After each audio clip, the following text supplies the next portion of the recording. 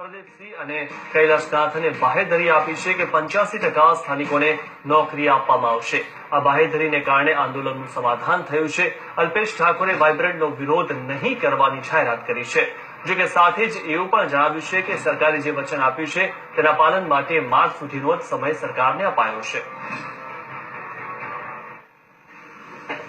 આપની OBC SC એસટીની ને તમામ સમાજોની જે માંગણીઓ છે અલ્પેશભાઈ, અમે તમારી બધી જ માંગણીઓ એક્સેપ્ટ કરીએ છીએ અને વિનંતી કરીએ છીએ કે ગુજરાતની અંદર આવનારા ઉદ્યોગોમાં જો એક પણ ઉદ્યોગને અનસિક્યોરિટી ફીલ થશે તો પછી ગુજરાતને આવનારા સમયમાં ઉદ્યોગો વધારે આવશે નહીં અને ભરોસો રહેશે નહીં। એટલે ગુજરાતના હિતમાં તમે નિર્ણય કરો। એટલે માનનીય ગૃહમંત્રી શ્રી અને કૈલાસનાથન સાહેબે જે ભરોસો આપ્યો છે કે આ વખતના વાઇબ્રન્ટમાં અને જૂના ઉદ્યોગોમાં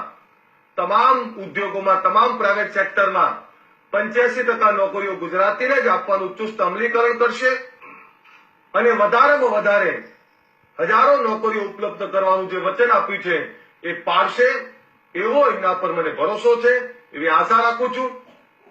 એટલે મારા તમામ યુવાનોને કહું છું કે સરકાર સાથે સકારાત્મક વાતાવરણની અંદર જે સમાધાન થયું છે ગુજરાતના હિતમાં એને આવકારું છું અને કાલનો વાઇબ્રન્ટનો વિરોધ કરવાનો અને માનનીય પ્રધાનમંત્રીશ્રીની ગાડીનો કાફલો રોકવાનો જે કોલ હતો એ પાછો લઈએ છીએ।